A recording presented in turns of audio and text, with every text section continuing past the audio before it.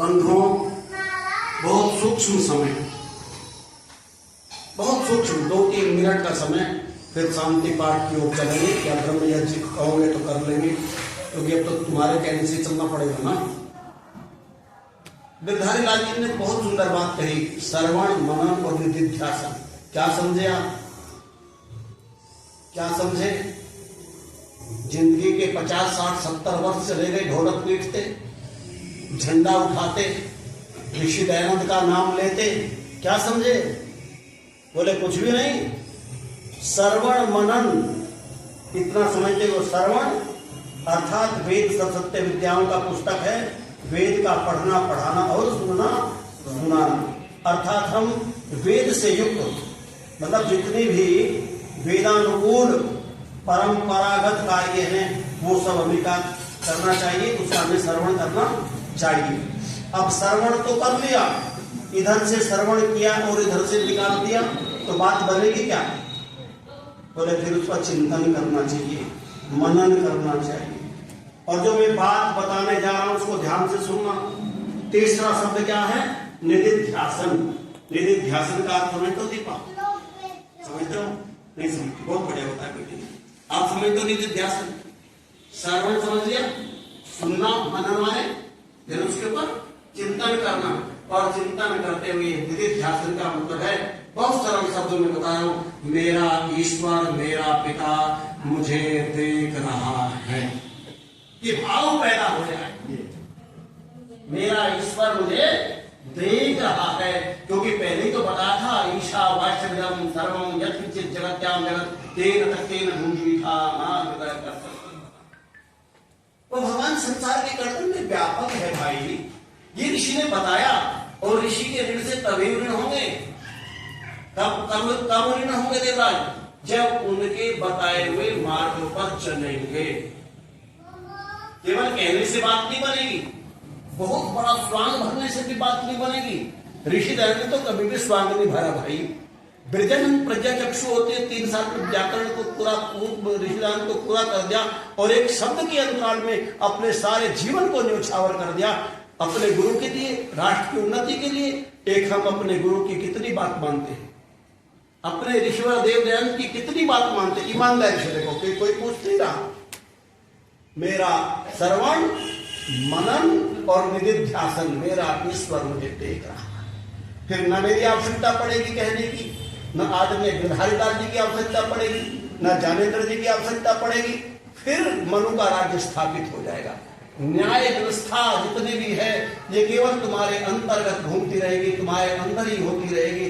और तुम्हारी न्याय व्यवस्था के लिए यदि कोई बैठा है तो वो राजाओं का राजा और न्यायाधीश का न्यायाधीश आपके अंदर बैठ करके 1 मिनट में न्याय कर रहा है। वहां कोई लंबी चौड़ी फिर फाइल जाने वाली नहीं है, न कोई सिफारिश जाने वाली है। बस एक बार सुनना सीख लो। श्रवण मनन और मनन करते समय जब आपके भाव के अंदर, सामने देखने वाले व्यक्ति के अंदर राग द्वेष, अपनत्व, ममत्व, मोह, मैं मेरी की भावना पैदा हो, उस समय निर्णय करते हुए ये विचार आए ना, मेरा ईश्वर मुझे, उस समय आप क्या करोगे? उससे क्या करोगे? उस समय आप निर्णय करो, उस समय आप पक्षपात नहीं करोगे।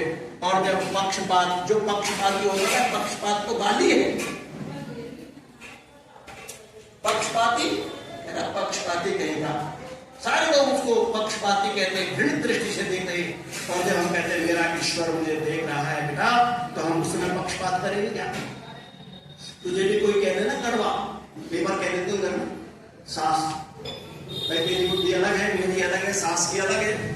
अब उसकी 60 वर्ष की आयु, उसका अनुभव जितना है इतना आपका हो नहीं सकता।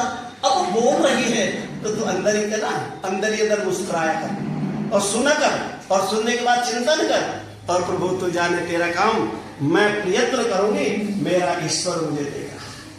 बस विचार करोगे तो आगे बढ़ जाओगे। माँ भी खुश, पिता भी खुश, समाज के लोग भी खुश। और जब माता पिता खुश होंगे तो उनकी संपत्ति को हम छीनेंगे नहीं, अपने आप आ जाएगी। वो कौन सी संपत्ति? संसार की तो मिलनी है, देवेंद्र दे न दे, सरकार दे देगी बात में, लेकिन आशीर्वाद की सुसंपत्ति हो जबरदस्ती नहीं दी जाती बच्चे। तो इसीलिए जब कभी मन में कोई भाव पैदा हो, कैसा कि मैं हूं। अच्छा बेटे, मैं एक बात बता करके बस 1 सेकंड में बंद कर रहा हूं। जीवन को जीने की पिला। लड़ाई झगड़े कब होते हैं? देवराज कब होते हैं लड़ाई झगड़े? लड़ाई झगड़े तब होते हैं जब हम जीने की कला नहीं जानते, किस प्रकार से जीते हम। 2 भाव होते हैं आदरणीय, एक दृष्टा भाव होता है और एक कर्ता भाव होता है। ऋषि कहते कर्ता भाव होता है बेटी, और ये क्या होता है? दृष्टा भाव होता है। जब आप कर्ता भाव में जिएंगे, जब हम कर्ता भाव में जिएंगे तभी उपद्रव और लड़ाई झगड़े होंगे, और जब दृष्टा भाव में जिएंगे तो वहां समर्पण होगा। मेरा ईश्वर मुझे देख रहा है, तभी भाव बनेगा जब हम दृष्टा भाव से देखेंगे। तो अपने परिवार के लोगों को दृष्टा भाव से देखो बच्चे। किसी की बुद्धि बराबर नहीं होती, किसी का विचार बराबर नहीं होता। हमें आवश्यकता नहीं कि सबके विचार एक हो, लेकिन हम सबके विचार सुनने के लिए तो एक हो। तो इन्हीं शब्दों के साथ अब मैं आशा करता हूं देवेंद्र जी, सूर्यास्त हो रहा है, प्रातःकाल सही 7:30 बजे का समय आपने दिया है।